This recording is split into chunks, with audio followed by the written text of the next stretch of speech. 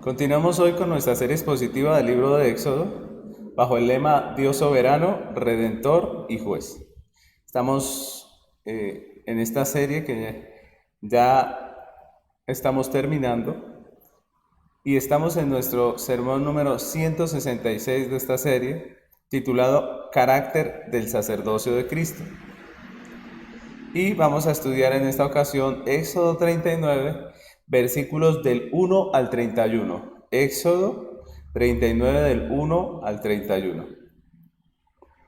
Yo veo que hoy el texto es bastante largo, así que vamos a comenzar leyendo el primer versículo y vamos a ir leyendo a medida que avanzamos por nuestro estudio. Éxodo 39, 1 dice: De azul, púrpura, carmesí y carmesí hicieron las vestiduras del ministerio para ministrar en el santuario, y asimismo hicieron las vestiduras sagradas para Aarón, como Jehová lo había mandado a Moisés. Entonces, hemos estado avanzando por medio de esta preciosa historia del Éxodo y hemos visto todo el desarrollo del libro desde el comienzo que nos muestran a Israel en Egipto, siendo afligido por Faraón. Vimos la liberación del pueblo de Israel, vimos a Israel en medio del desierto, también vimos cómo Dios en el monte Sinaí les da sus leyes, cómo ellos, después de haber recibido la ley, quebrantan el pacto, pero también cómo Dios les disciplina, pero también les perdona y les restaura y renueva su pacto con ellos. La parte final del Éxodo, que empezamos a estudiar hace unos domingos, nos muestra al pueblo de Dios ejecutando la obra que Dios les había mandado, que era la obra del tabernáculo. Recordemos que cuando Dios mandó a hacer el tabernáculo, pues nosotros vimos todo lo que era el tabernáculo y ahora estamos en la parte final, en el cierre de este libro, estamos viendo cómo ellos obedecieron la voz del Señor y fabricaron ese tabernáculo como Dios les había pedido. Eso es lo que hemos estado tratando en nuestros últimos domingos, en estos últimos estudios. En nuestro último estudio hablamos de 3 metales preciosos utilizados en la obra del Señor. ¿Sí recuerda cuáles eran? El oro, la plata y el bronce.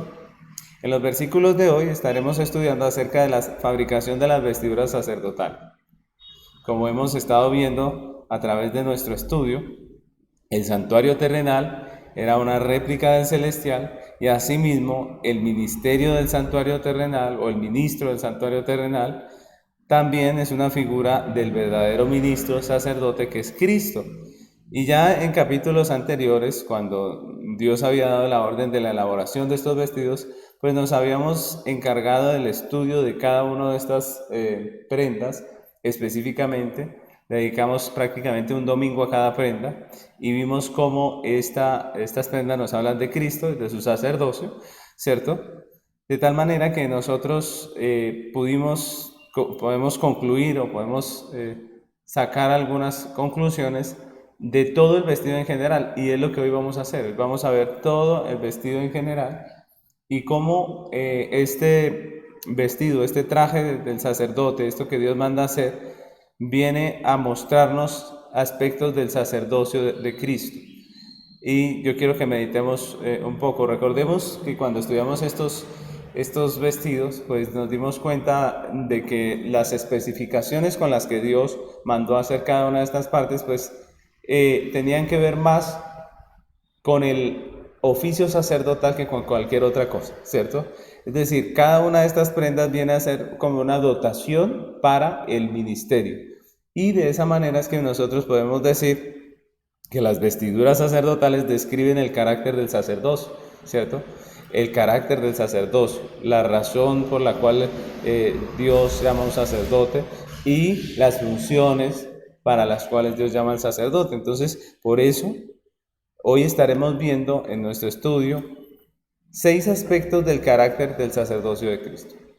6 aspectos del carácter del sacerdocio de Cristo. Es lo que vamos a estar mirando. Primeramente, nosotros podemos decir que el sacerdocio de Cristo tenía un carácter mediador. Vamos a empezar ya, ¿cierto? Con nuestro estudio. Lo primero que vemos es que el carácter de Cristo, del sacerdocio de Cristo, era mediador. Estaba llamado el sacerdote a mediar, ¿cierto? Este es un aspecto importante del carácter del sacerdocio. El sacerdocio era primeramente y antes que cualquier otra cosa, un ministerio en el cual se mediaba, ¿cierto? Y por eso nuestro primer punto es mediador. Entonces, 6 aspectos del carácter del sacerdocio de Cristo. El primero es el carácter mediador del sacerdocio. Entonces, miremos los versículos 2 al 7. Vamos a leer estos versículos y vamos a estudiarlos un poco. Dice el versículo 2: hizo también el efod de oro, de azul, púrpura, carmesí y lino torcido. Y batieron láminas de oro y cortaron hilos para tejerlos entre el azul, la púrpura, el carmesí y el lino, con labor primorosa. Hicieron las sombreras para que se juntasen y se unían en sus dos extremos. Y el cinto del efod que estaba sobre él era de lo mismo, de igual labor, el oro de oro, azul, púrpura, carmesí y lino torcido, como Jehová lo había mandado a Moisés. Y labraron las piedras de ónice montadas en engastes de oro con grabaduras de sello, con los nombres de los hijos de Israel, y las puso sobre las hombreras del efod, por piedras memoriales para los hijos de Israel, como Jehová lo había mandado a Moisés. Entonces, la primera prenda que describe este vestido en nuestro texto es el efod, ¿cierto? Y si ustedes recuerdan un poco qué era el efod, porque nosotros ya vimos cada uno de estos vestiduras en nuestros estudios anteriores, si recordamos un poco lo que era el efod, era simplemente un chaleco elaborado con materiales similares a los usados en la puerta del tabernáculo, ¿cierto? De oro, azul, púrpura, carmesí, lino torcido. En las sombreras de este chaleco estaban incrustadas en engastes de oro un par de piedras de ónice, ¿sí recuerdan? Sé que era un chaleco con un par de hombreras de ónice, de una piedra, y luego dice, el texto nos habla acerca de cómo estaban amarradas y cómo estaba diseñado un poco ese chaleco. Esta prenda se asociaba con el sacerdocio, o era una dotación para el sacerdocio, ¿cierto? Y tenía algo particular. ¿Qué era esa particularidad que tenía? Las sombreras, porque en ellas, encima de las piedras de ónice, estaban grabadas los nombres de las tribus de los hijos de Israel. Si recuerdan que eran 6 nombres de tribu en una piedra y 6 en la otra, de tal manera que el sacerdote llevaba en sus hombros escritos los nombres de las tribus de los hijos de Israel. Estas piedras nos hablan del carácter mediador del oficio del sacerdote. Es decir, cada vez que el sacerdote entraba al santuario, llevaba sobre sus hombros los nombres de los hijos de Israel, ¿cierto? Él no venía por sí mismo nada más, él venía por él y por todas las tribus de los hijos de Israel. Él venía por él y por el pueblo, y por eso podemos decir que hay un mediador, ¿cierto? Eso era lo que hacía el sacerdote dentro del santuario. Primeramente, era ser un mediador entre Dios y los hombres. El oficio del sacerdote era principalmente el de mediar. Un mediador era un intermediario, es decir, una tercera persona que se coloca entre dos partes para lograr una comunicación o arreglo, ¿cierto? De eso se trataba el sacerdocio. En este caso, el sacerdote se ponía entre Dios y los hombres para ofrecer el sacrificio y para hacer todas las actividades que él hacía. Entonces recordemos que a través del estudio del tabernáculo hemos visto que el hombre quebrantó la ley de Dios, violentó su justicia y afrentó el honor santo y el carácter santo de Dios. El mediador es necesario primeramente en relación al ofendido, que es Dios. ¿Recuerdan? Eso es algo que nos hemos llevado en nuestro corazón a través de este estudio del tabernáculo y que nos debe quedar muy claro, y es que el Evangelio nos habla primeramente de Dios y que nos habla primeramente de arreglar el asunto con respecto al ofendido que es Dios. Entonces el mediador era necesario primeramente en relación al ofendido que es Dios, De esta manera el sacerdote ofrece el sacrificio primeramente para satisfacer la justicia de Dios y vindicar su honor santo, ¿recuerdan? Entonces, eso era importante. Ahora, pero también podemos decir que el mediador también es necesario con relación al ofensor, que somos nosotros, que es el hombre, que requiere perdón y justificación. Cuando el sacerdote ofrece el sacrificio, o ofrecía más bien el sacrificio de justicia a Dios, obtenía como beneficio para el pecador, ¿qué? ¿Recuerdan? Perdón y justificación, ¿cierto? Perdón y justificación a través de la justicia sustitutiva, ¿cierto?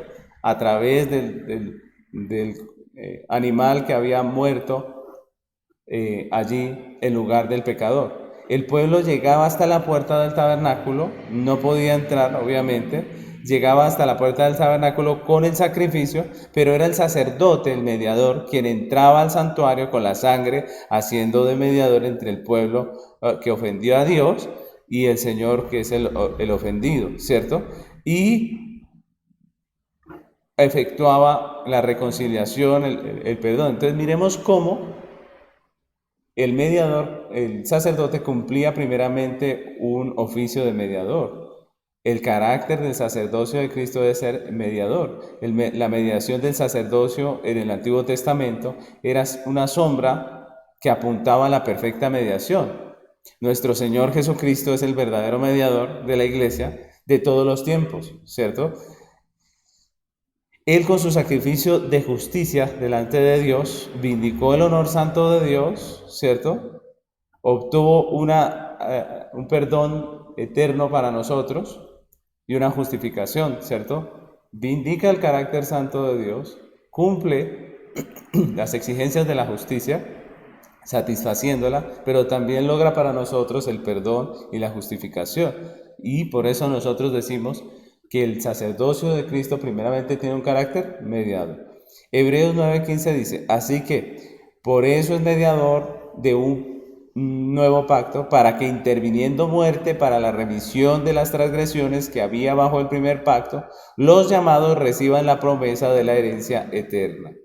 Nosotros recibamos ese llamado, esa promesa de la herencia eterna. Entonces, en el santuario terrenal, aparte del sacerdote, nadie más podía ostentar esa posición de sacerdocio, nadie más podía ostentar ese oficio de mediador. No, era el sacerdote el que debía hacerlo, nadie más debía participar de esto porque era exclusivo del sacerdote.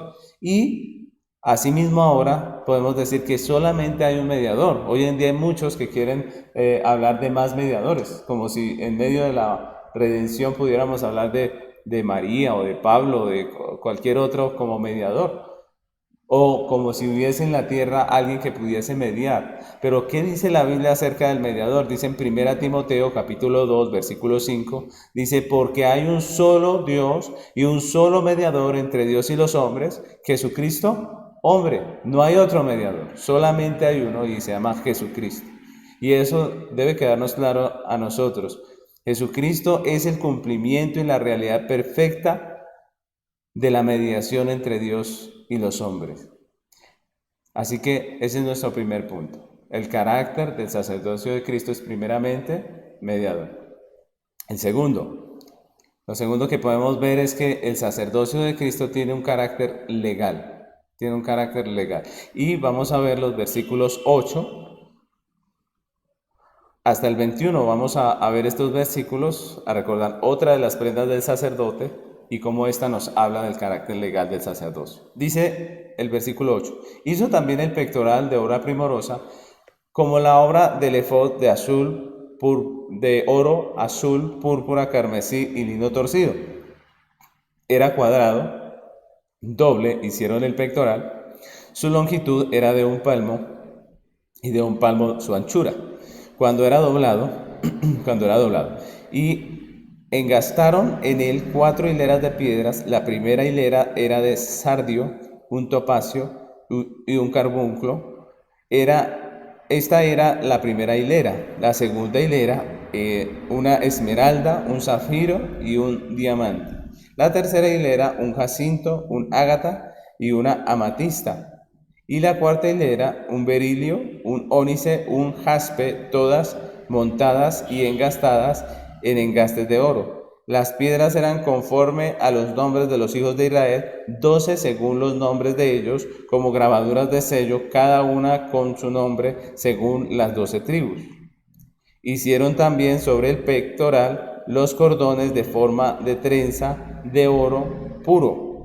Hicieron asimismo 2 engastes y 2 anillos de oro, y pusieron 2 anillos de oro en los extremos del pectoral, y fijaron los 2 cordones de oro en aquellos 2 anillos a los extremos del pectoral. Fijaron también los otros 2 extremos de los 2 cordones de oro en los 2 engastes que pusieron sobre las hombreras del efod por delante, e hicieron otros 2 anillos de oro que pusieron en los 2 extremos del pectoral en su orilla, frente a la parte baja del efod.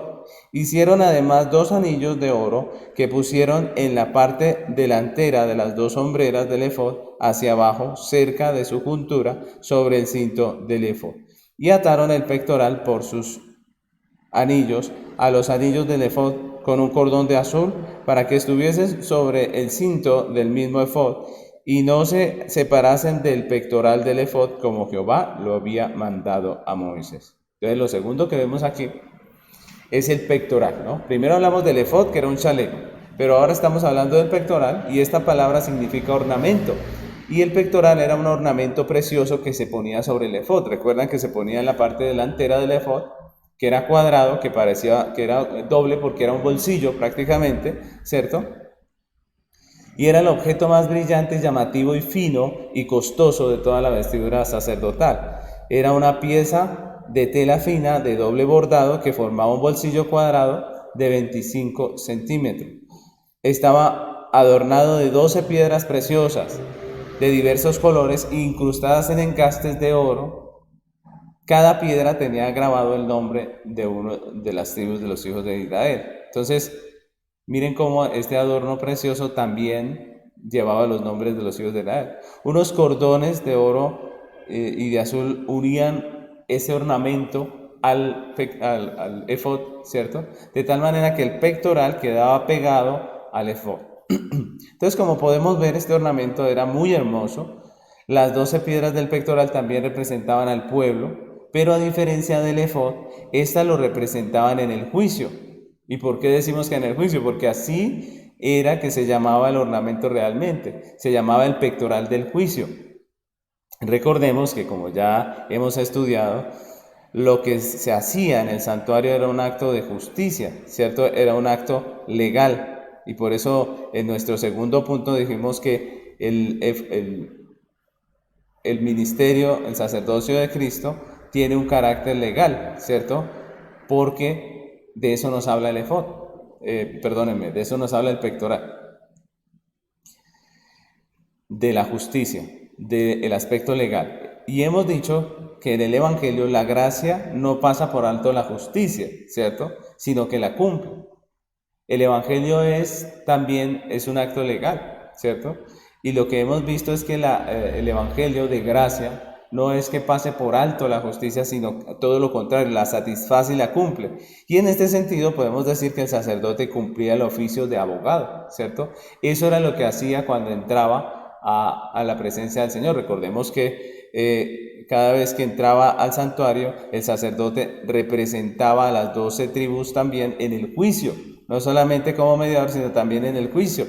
Dios santo y justo trae juicio contra el pecado del pueblo, y la única manera en que este pueblo era protegido o era defendido de ser condenado en ese juicio severo era a través de la intervención del sumo sacerdote como abogado que presentaba la sangre del sacrificio delante de Dios, ¿cierto? Entonces, cuando el sacerdote entraba al santuario con el pectoral del juicio, con la sangre del sacrificio, y la rociaba con el dedo 7 veces, recuerdan que lo estudiamos 7 veces, hacia el velo, y luego ponía un poco sobre los cuernos del altar y derramaba el resto del pie del altar, estaba presentando evidencia, como un abogado, estaba presentando evidencia del pago efectuado por el pecador en la persona que traía el sacrificio. Entonces, miren esto, cada vez que el sacerdote entraba, él presentaba la evidencia de que alguien ya había pagado. ¿Quién pagó en esa figura que se hizo allí en el tabernáculo? Pues el cordero que había muerto, el animal que había muerto, ¿cierto?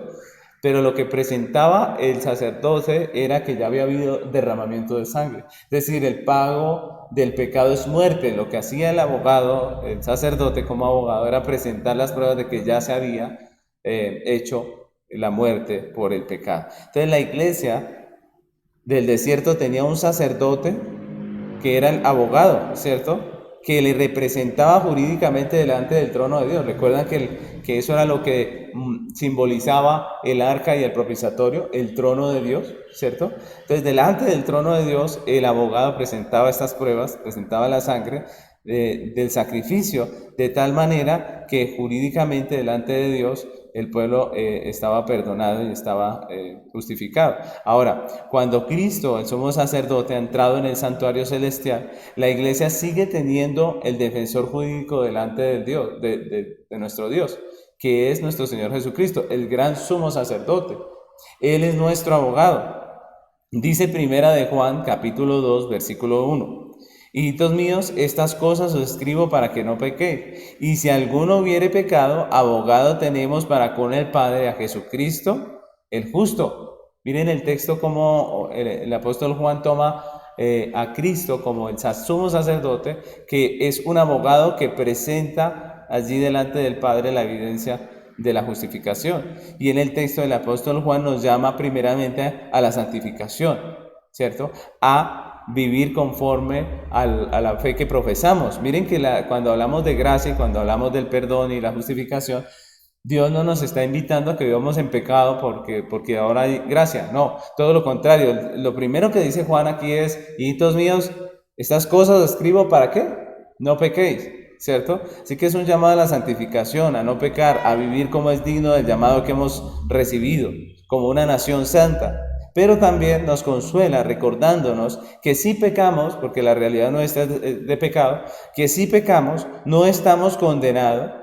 Tenemos un abogado para con el Padre, que es Jesucristo, el sumo sacerdote, que con la sangre de su sacrificio, que es la propiciación de nuestros pecados, aboga delante de Dios por nosotros, ¿cierto? Entonces, muy importante, el segundo aspecto del carácter del sacerdocio de Cristo es el aspecto legal. Él es nuestro abogado. Lo tercero que veremos es que el sacerdote o el sacerdocio de Cristo tiene también un carácter judicial, Y aquí vamos a ver otra de esas prendas que nos presenta el texto o que podemos ver dentro del atuendo del sacerdote. Y aquí tenemos que hablar de un ornamento que, aunque el texto que estamos estudiando no lo nombra específicamente a este ornamento, dentro del vestido sacerdotal está y hace parte de lo que veníamos hablando, que era del efod y del pectoral, ¿no? Recordemos que el pectoral era un bolsillo, lo acabamos de decir en nuestro punto anterior, era un bolsillo.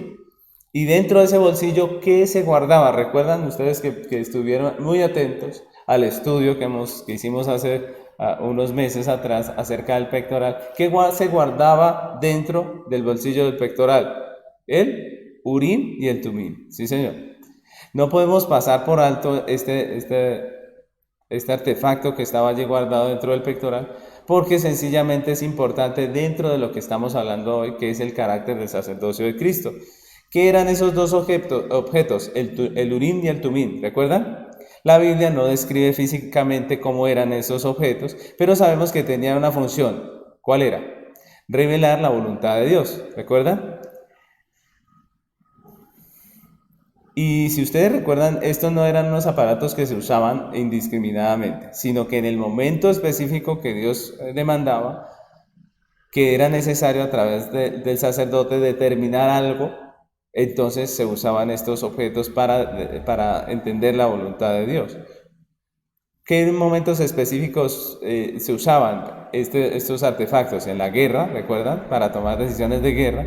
Cuando se quería saber si se debía combatir o no, pues se usaba el Urim y el Tumim, también para establecer juicio. ¿Recuerdan que lo vimos? Para establecer juicio. Por eso decimos que el sacerdocio de Cristo tiene un carácter judicial también, porque dentro del atuendo del sacerdote también estaba este artefacto que lo que hacía era ayudar a establecer un juicio de parte de Dios. Es decir, señalaba a quien era inocente o a quien era culpable. Para eso se usaba este pectoral del juicio. Y si alguien hablaba la verdad o no, también se podía usar este artefacto. Entonces, cuando estudiamos esta parte de las vestiduras, vimos que el sacerdote también tenía funciones de juez. ¿Sí recuerdan? Y en ese sentido, el sacerdote era el encargado primeramente de enseñar la ley. Miren cómo había un sentido en el que el sacerdote también era juez. ¿Por qué? Primeramente porque él estaba encargado de enseñar la ley. ¿Quién le enseñaba la ley al pueblo de Dios? El sacerdote. Pero también estaba encargado de determinar juicio a través de estos objetos, del Tumim y el Urim, ¿cierto? Te decían que cuando querían saber la verdad acerca de un asunto, dice que tenían que ir al sacerdote y a través de este medio podían obtener ese decreto de Dios, esa determinación de Dios. Y finalmente, de declarar la sentencia absolutoria de perdón también. Esa era otra parte importante del sacerdocio. Él era el que declaraba el perdón al pecador cuando venía con su sacrificio. Entonces miremos cómo estas tres partes del oficio sacerdotal nos hablan del sacerdote como juez. Y de igual manera, pues nosotros podemos decir que Jesucristo es el sacerdote del santuario celestial, que también nos enseña la ley. ¿Recuerdan? Que Jesucristo es el que vino a revelarnos la voluntad del Padre. Dice Juan, capítulo 12, versículo 49, dice: porque yo no he hablado por mi propia cuenta, el Padre que me envió, Él me dio mandamiento de lo que he de decir y de lo que he de hablar. Así que Jesucristo, cuando estuvo en esta tierra, lo que vino fue a enseñarnos la voluntad del Padre, igual que el sacerdote. Él vino a enseñarnos la voluntad de Dios, a enseñarnos su ley. Pero también Jesucristo determina juicio, porque es el juez omnisciente y nada se esconde de su vista. Entonces, este es un aspecto muy importante del sacerdocio de Cristo. La Biblia nos dice que Él es el juez. Y en Romanos capítulo 2, versículo 16 dice: en el día en que Dios juzgará por Jesucristo los secretos de los hombres conforme a mi evangelio. El juicio final tendrá un juez, ¿cierto? El juicio lo determinará Cristo. Cristo es el juez. Así que miren cómo el texto nos está mostrando un aspecto del carácter importante de nuestro Señor Jesucristo, que es el aspecto judicial. Él es el juez. Y y también podemos decir que al igual que el sacerdote declaraba a la persona que traía el sacrificio inocente, pues de la misma manera nosotros debemos decir que Cristo, como juez soberano, declara el perdón de su iglesia. Entonces miren cómo Él es el juez que va a determinar condena para el pecador, pero también podemos decir que Él, como en el caso del sacerdote terrenal, pues es el que termina declarando inocente o justificado a aquel que ha sido redimido por la gracia. Dice Juan 3:16, porque de tal manera amó Dios al mundo, que ha dado a su Hijo unigénito, para que todo aquel que en Él cree no se pierda, mas tenga vida eterna. Hay una sentencia absolutoria que determina el sumo sacerdote Cristo para sus elegidos. Así que Jesucristo, como sacerdote, también es el juez que nos enseña la ley, que determina juicio y que declara el perdón de su iglesia. Así que podemos ver que el sacerdocio de Cristo tiene un aspecto judicial.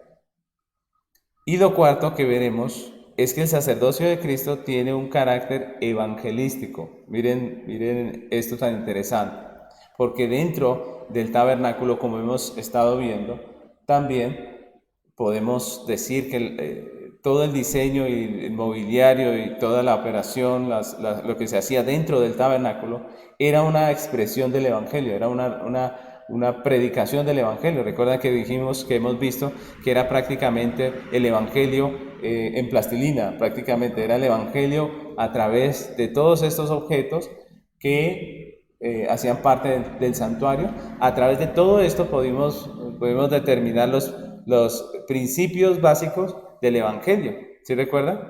Y por eso podemos decir como cuarto punto que el carácter del Evangelio, que el carácter del sacerdocio de Cristo es evangelístico también.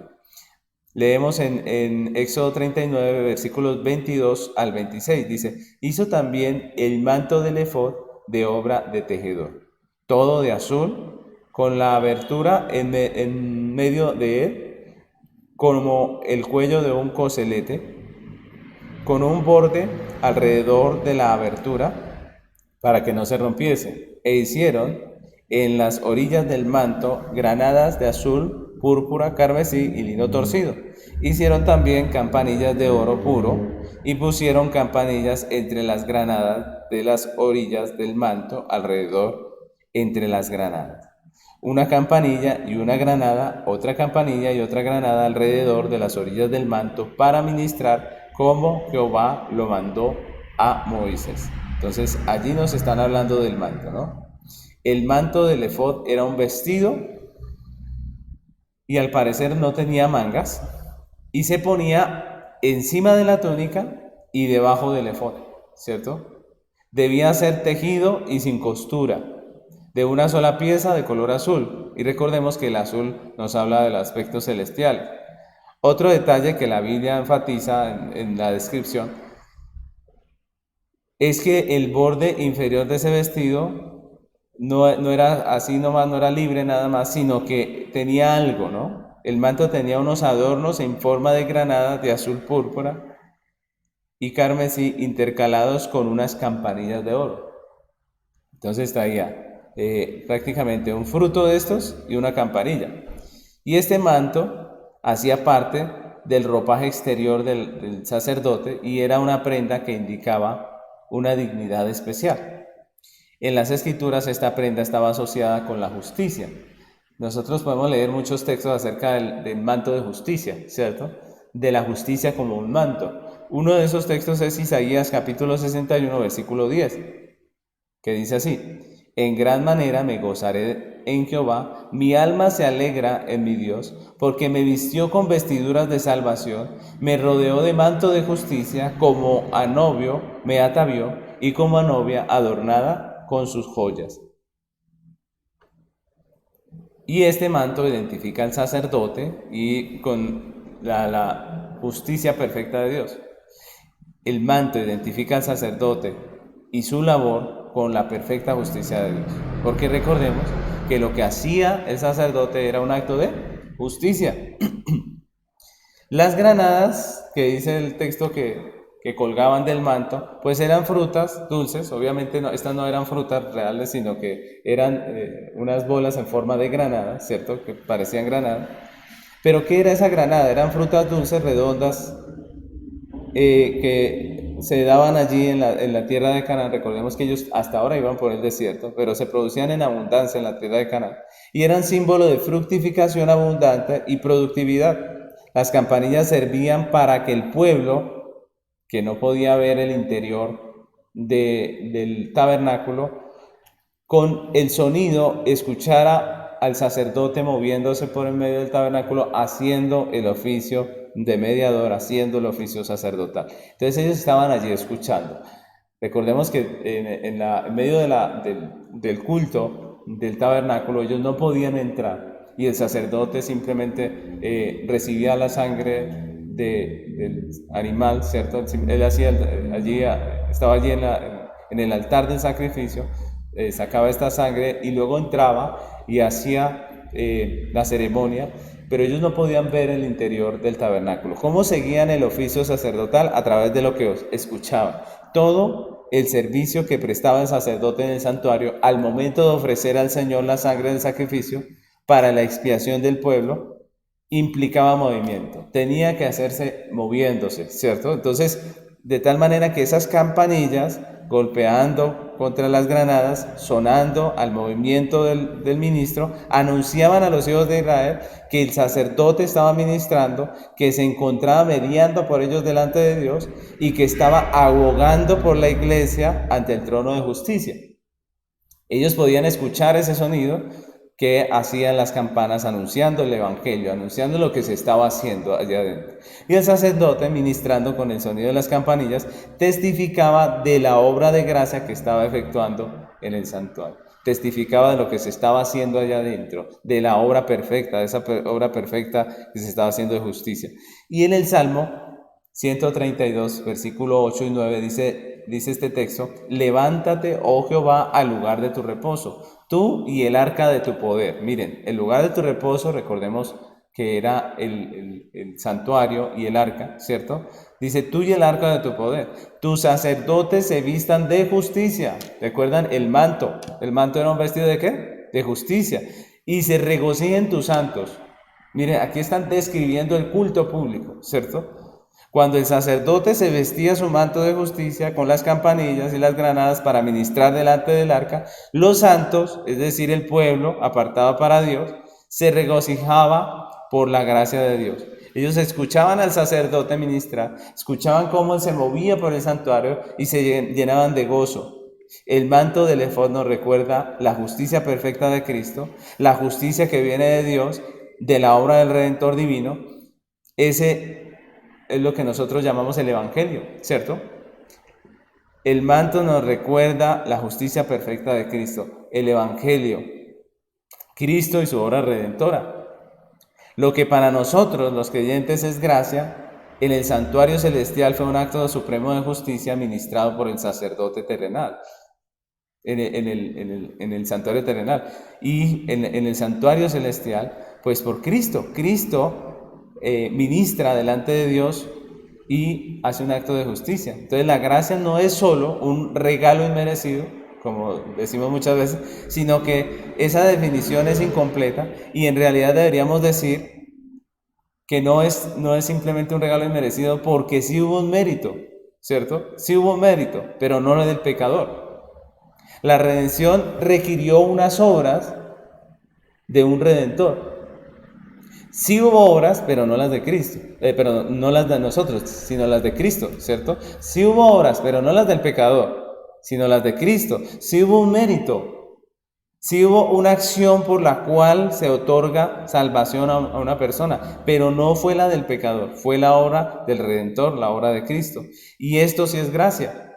Entonces, la gracia es el favor que se otorga por los méritos de un redentor. Esa es una definición de gracia mucho más justa, ¿cierto? ¿Qué es la gracia entonces? La gracia es el favor que se otorga por los méritos de un redentor.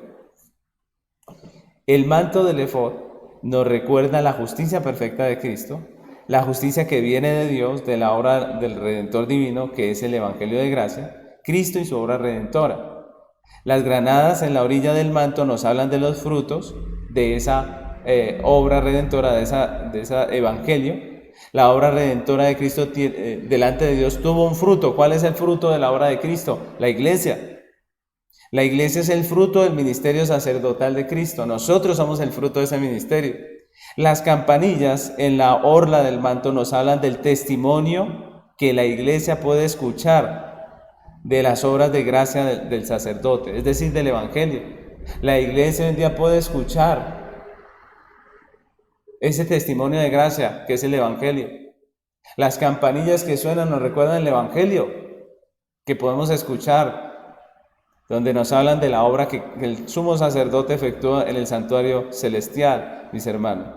Las campanas en la orla del manto nos hablan del testimonio que la iglesia puede escuchar de la obra de gracia del sacerdote, es decir, del evangelio de gracia. Y en este sentido, Cristo, en su ministerio terrenal, vino a enseñarnos el evangelio de la gracia de Dios. Eso fue lo que hizo aquí en esta tierra. Recordemos Mateo capítulo 4, versículo 17, que dice: desde entonces comenzó Jesús a predicar y a decir: arrepentíos, porque el reino de los cielos se ha acercado. La proclamación del evangelio fueron las campanillas del manto sacerdotal de Cristo. Él vino a predicar el Evangelio y eso estuvo haciendo con sus discípulos aquí en esta tierra. Así que podemos decir que el manto del efod nos enseña con relación a Cristo que Él es el verdadero ministro de justicia, de la justicia de Dios. Nos recuerda que la gracia del Evangelio es un favor que se otorga por los méritos de un Redentor y nos habla del carácter evangelístico del ministerio sacerdotal de Cristo y finalmente del fruto que Él logró delante de Dios, que somos nosotros la iglesia. Entonces miren cómo esta prenda nos habla acerca del carácter evangelístico del ministerio sacerdotal. El sacerdote en el santuario terrenal estaba predicando el evangelio con sus actos, con sus acciones, con su ministración, con sus oficios. Y Cristo a través del evangelio vino a recordarnos, a hablarnos, a presentarnos ese evangelio de gracia, donde su sangre preciosa nos presenta como justos delante del Padre. Amén. Lo quinto que veremos es que el sacerdocio de Cristo tiene un carácter santo. Y este es un punto muy interesante. Miren lo que dice en los versículos 27 al 29. Dice, igualmente hicieron las túnicas de lino fino, de obra de tejedor para Aarón y para sus hijos. Asimismo la mitra de lino fino y los adornos de las tiaras de lino fino y los calzoncillos de lino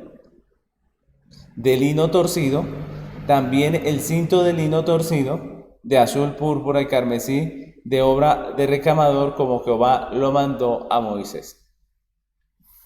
Entonces mire cómo el texto aquí continúa hablándonos de las vestiduras internas del sacerdote. Recordemos que había una ropa que el sacerdote tenía debajo de todo este atuendo externo, que eran vestiduras blancas, ¿cierto? Y que esas vestiduras prácticamente no se veían dentro del atuendo. Pero el Señor pide que esas vestiduras sean blancas y da una descripción específica de ellas, ¿no? Los vestidos internos del sumo sacerdote cubrían su desnudez y estos vestidos eran 4 piezas de lino. ¿Cuáles eran? La primera de esas piezas era la túnica blanca de lino que llegaba hasta los pies del sacerdote y se ponía debajo del manto del efod. La segunda pieza de esa vestidura interna era la mitra. ¿Sí recuerdan qué era la mitra? Era una especie de turbante blanco, es decir, una banda de lino blanco que se enrollaba en la cabeza. Y la tercera pieza eran los calzoncillos de lino, que eran sencillamente prendas que se envolvían alrededor de los lomos y que llegaban hasta los muslos. Y la cuarta pieza era el cinto de lino, que estaba bordado de manera especial, y aunque en el texto no se especifica su medida, pues los historiadores hablan de una cinto que daba la vuelta varias veces a la cintura del sacerdote. Entonces son 4 prendas prácticamente las que se nos habla aquí, y la pregunta es, ¿de qué nos hablan estas vestimentas internas del sacerdote? Pues nosotros recordemos que estudiamos cada una de estas prendas y hablamos de que estas prendas nos hablan de la santidad. Si ustedes recuerdan, la palabra túnica viene de la raíz hebrea que significa cubrir y era usada precisamente para cubrir la desnudez, ¿cierto? Túnica era cubrir, era aquello con lo que nos cubríamos, con lo que se cubría en ese tiempo. Entonces, de eso se trata, de cubrir la desnudez, y ese siempre ha sido en la Biblia esa expresión, un símbolo o una representación de la santidad, de cubrir la desnudez. El lino blanco es símbolo de pureza moral y de santidad, pero sabemos que el sacerdote era un hombre común y corriente como nosotros, un pecador. Es decir, que su vestido de santidad no hablaba de su perfección moral, sino que hablaba del evangelio, de la gracia de Dios obtenida por medio del sacrificio del Cordero sin mancha, ¿cierto? Y es de la misma manera que podemos hablar de nosotros, la iglesia. Nosotros somos santos no porque somos perfectos moralmente, sino por la obra perfecta y preciosa de nuestro Señor que nos ha santificado. Entonces, esa era la túnica. Ahora, la mitra en la cabeza del sumo sacerdote habla de la sujeción a Dios. ¿Recuerdan que lo estudiamos? De la sujeción a Dios y a su ley, de la pureza moral a la que está llamado el sacerdote en sus pensamientos, en su manera de ver la vida. Los calzoncillos de lino indican al sacerdote que Dios exigía una adoración diferente a las de las demás naciones. Ustedes recuerden que Dios exigía una adoración santa. ¿Y cómo era la adoración y la vida de los sacerdotes paganos? ¿Recuerdan? Era una adoración y una vida inmoral, ¿recuerdan? Todo el culto pagano estaba lleno de escenas obscenas, ¿cierto? Recuerdan que vimos y aprendimos un poco acerca de la forma que adoraban los paganos, que incluía orgías, que incluía prostitución en los templos y todas estas cosas. Pues a diferencia del culto pagano, Dios exigía al sacerdote una vida santa, una vida en pureza, una vida diferente, una vida de pureza en su sexualidad, pero también de fidelidad en su matrimonio que glorificara a Dios. Así que de eso nos habla esos calzoncillos de lino. Y el cinto era usado por los esclavos y era un símbolo de servicio. Era necesario para ceñir la cintura, a la cintura la túnica, para servir con mayor eficacia. Entonces por eso los esclavos lo usaban, ¿no? Entonces vimos que ese cinto del sumo sacerdote nos habla de la vocación de servicio, de un servicio santo, apartado para Dios, por parte del sacerdote. Entonces la túnica de santidad, la túnica y estos cuatro elementos pues nos hablan acerca de la santidad, nos hablan acerca de la pureza, como podemos ver, del llamado de Dios a la santificación, a la santidad, pero también si lo vemos con relación a Cristo, pues nos habla de su carácter santo como sumo sacerdote. La túnica de la santidad de Cristo corresponde a su realidad, a la realidad de su carácter. Miren cómo dijimos que la del sacerdote hablaba de la gracia que había recibido, pero en Cristo decimos que la vestidura de santidad, que la túnica de santidad nos habla acerca de su realidad, de la realidad de su carácter, porque recordemos que Cristo es el santo, ¿cierto? Él fue santo en toda su manera de vivir aquí en la tierra. Cristo como perfecto mediador no solo satisface las demandas legales de Dios, vindicando la justicia de Dios, sino que también las demandas morales que exigen santidad, de tal manera que Él restaura el honor santo de Dios. Entonces la túnica sacerdotal de Cristo le presenta como el único mediador realmente santo, capaz de restaurar el honor santo de Dios, de hacer expiación una vez para siempre por nosotros, los elegidos delante del Padre. Era el sumo sacerdote Cristo, el santo de los santos, el único verdadero mediador delante de Dios. Y la segunda pieza, que es la mitra, nos habla de la sujeción de Cristo al Padre. Recordemos que Él no vino a hacer prácticamente lo que quiso, sino la Biblia dice que Él vino a hacer la voluntad de su Padre, ¿cierto? Así que la mitra también nos habla de su sujeción. Los calzoncillos de lino nos hablan de la fidelidad de Cristo en todo lo que se refiere a Dios, su voluntad, su plan, su propósito redentivo, etc. Pero también nos habla de su fidelidad con respecto a la iglesia, porque es Cristo quien santifica y purifica a la iglesia y quien la presenta santa, pura. ¿Quién nos presenta a nosotros santos? Según la Biblia. ¿Recuerdan en Efesios que dice que Él nos presenta como santos, puros, como una iglesia gloriosa, sin mancha?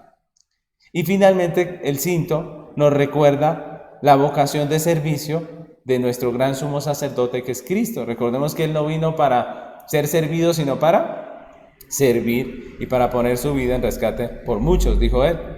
Estas vestiduras internas con respecto a Cristo, entonces nos recuerdan que nuestro gran sumo sacerdote es el único que cumple plenamente las demandas morales de la ley y puede restaurar el honor santo de Dios, y que como sumo sacerdote se encarnó, vivió en esta tierra con una vocación de servicio y murió en la cruz en sujeción al plan redentor del Padre. Podemos ver ese carácter santo del sacerdocio de Cristo. Y finalmente, como sexto punto, veremos que el sacerdocio de Cristo también tiene un carácter real. Un carácter real. ¿Y a qué me refiero con la palabra real? No estoy hablando de algo que es cierto, nada más, no. Estoy hablando en términos de reino, ¿cierto? De un reino. El sacerdocio de Cristo tiene un carácter real, porque vamos a ver aquí en este texto la última de las prendas que se nos muestra allí del vestido del sacerdote. Dice el versículo 30 y 31, Éxodo 39, 30 al 31 dice: hicieron asimismo la lámina de la diadema santa de oro puro y escribieron en ella como grabado de sello: santidad a Jehová. Y pusieron en ella un cordón de azul para colocarla sobre la mitra por arriba, como Jehová lo había mandado a Moisés. Entonces, por último, el texto nos habla de la diadema de oro, de una diadema de oro.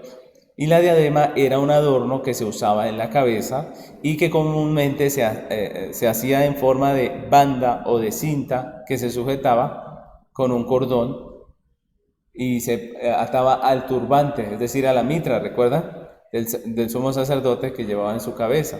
Entonces miren cómo aquí nos muestran un adorno para la mitra, ¿cierto? Un adorno en la cabeza que era una diadema de oro. Lo interesante de este ornamento, mis hermanos, es que en las vestiduras sacerdotales nos describen este ornamento de tal manera que nos están hablando de algo que era usado específicamente por los reyes.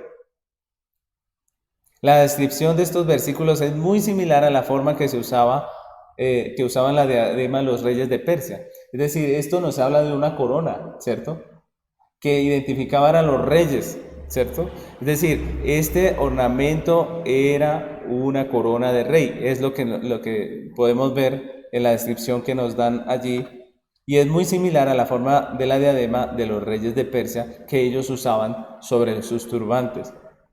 La diadema era en realidad un emblema de realeza, de autoridad. Y la pregunta es, si esto es así, ¿por qué el sumo sacerdote tenía una diadema en su cabeza? ¿Cierto? Y aunque sabemos nosotros que el sumo sacerdote no era el rey, ¿cierto? Él no estaba haciendo funciones de gobernante civil, ¿sí? Esa no era su función. Él no era el gobernante civil de la nación, no lo era. Pero sí debemos decir que él era el más alto dignatario religioso, representante de la nación ante el Señor y también del Señor ante el pueblo, ¿cierto? Entonces podemos hablar de que esa diadema le representaba o le mostraba a él como el representante delante de Dios y como a aquel representante de Dios delante del pueblo. Recordemos que la diadema lleva grabado un mensaje. ¿Qué decía la diadema? ¿Recuerdan? Santidad a Jehová. La palabra santo, que traduce ese texto allí específicamente que nos habla de la diadema, en ese versículo se aplica a todo lo que está apartado o separado para el servicio de Dios. Todo lo que está apartado o separado para el servicio de Dios. Así que podemos decir que la diadema de oro del sumo sacerdote le identifica como un príncipe apartado para el servicio del Dios Santo. Un príncipe apartado para el servicio del Dios Santo. Y en cuanto a nuestro sumo sacerdote Cristo, esa era la realidad del sumo sacerdote terrenal. Era un príncipe apartado para un oficio, para un servicio santo, y por eso tenía una diadema de oro en la cabeza. Y en cuanto a nuestro sumo sacerdote Cristo, pues sabemos que Él es el Rey de Reyes y Señor de Señores, ¿cierto? Que Él como sumo sacerdote es el Rey de Reyes y Señor de Señores. Que el sacerdocio de Cristo tiene un carácter real, ¿cierto? En el sentido de que Él, aparte de ser el sacerdote, también es el Rey. Y en cuanto a esto, la pregunta que podemos hacernos es, ¿qué implica que nuestro sumo sacerdote Cristo, aparte de ser el sacerdote, también sea el Rey? ¿Qué implica esto para nosotros como iglesia? Pues implica que Cristo no solamente es nuestro sacerdote que nos salva o que media por nosotros, que aboga por nosotros, que nos presenta como justos, ¿cierto? Que nos justifica y nos perdona por su obra preciosa, sino que también es nuestro Señor. Y esto es importante, porque muy fácilmente muchas personas dicen, Jesucristo es mi Salvador, ¿cierto? Pero si decimos que Jesucristo es nuestro Salvador, también debemos decir que es nuestro Señor. Porque aparte de ser el sacerdote, también es el Rey, ¿cierto? También es el que tiene la corona y el que gobierna sobre nosotros. Él es el Rey, Él es el Señor. Implica que nosotros debemos obedecerle, que Él es nuestro gobernante y que estamos sujetos bajo su dominio y su autoridad. Y así ha sido a través de todas las escrituras, mis hermanos. Por eso Dios demanda de su pueblo obediencia y sujeción. El Señor Jesucristo amonestó a sus seguidores en Lucas capítulo 6, versículo 46. Dice, ¿por qué me llamáis Señor, Señor, y no hacéis lo que yo os digo? ¿Por qué me llamáis Señor, Señor, y no hacéis lo que yo digo? Esa es la pregunta. Y este punto es bien importante porque los que decimos que somos de Cristo debemos andar como Él anduvo, dice la Biblia. Los que decimos que somos de Cristo, pues tenemos que obedecerle, que sujetarnos a Él. Si Cristo es nuestro Salvador, también debe ser nuestro Señor. Si usted dice Cristo es mi Salvador, usted tiene que rendirse a Él, rendir su vida a Él en todos los aspectos de su vida, en todas las áreas de su vida. Cristo es el Rey. Debemos hacer conforme a su voluntad, la voluntad revelada por Dios a través de las Sagradas Escrituras. Estamos llamados a sujetarnos, a obedecerle, a vivir para su gloria, a honrarle con nuestra vida, mis hermanos. Así que este último punto, esta última prenda de la vestidura sacerdotal nos habla de la realeza del sacerdocio de Cristo. Él es nuestro Salvador, pero también es nuestro Señor. Así que, mis hermanos, podemos concluir este pequeño estudio que hemos hecho hoy diciendo que Cristo es nuestro gran sumo sacerdote, el mediador entre Dios y los hombres, nuestro abogado defensor, el juez de vivos y muertos, la luz del mundo que vino a iluminarnos con su evangelio de gracia, el santo de los santos que cumple plenamente las demandas morales de la ley y vindica el honor santo de Dios, pero también es el Rey de reyes y Señor de señores, aquel a quien debemos nuestra gratitud, nuestra adoración, pero también nuestra obediencia y nuestra reverencia.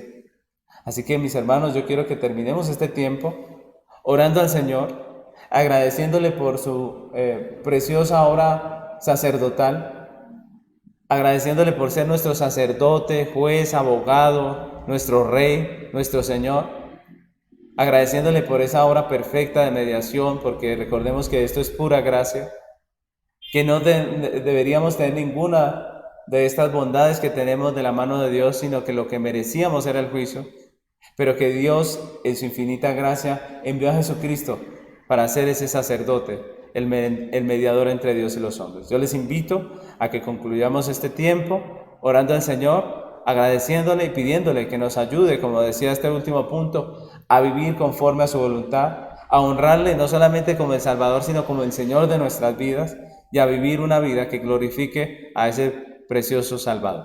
Vamos ahora. Señor amado, queremos agradecerte hoy en este domingo precioso que tú nos regalas esta palabra tan hermosa. Queremos agradecerte por esa palabra que tú nos das hoy, Señor, que nos hace entender el carácter del sacerdocio de Cristo, de nuestro sumo sacerdote. Gracias, porque a través de este estudio recordamos que tú eres nuestro Señor, nuestro Salvador, que tenemos un abogado delante del Padre que es Jesucristo, que el juez en el día del juicio va a ser el mismo Cristo que es nuestro abogado, y eso nos llena de confianza, que tenemos un mediador, el cual presenta delante del Padre esa sangre preciosa, esa sangre por la cual nosotros somos justificados y perdonados, que tenemos a aquel que es la luz, que nos ha revelado su evangelio de gracia, Señor. Gracias por toda esa obra perfecta de Cristo el mediador. Queremos pedirte, Señor, que nos ayudes a corresponder a toda esa misericordia, que nos ayudes a vivir como una iglesia santa, apartada para ti, glorificándote, que nos ayudes a hacer luz para este mundo que está en tinieblas y que necesita el evangelio de gracia.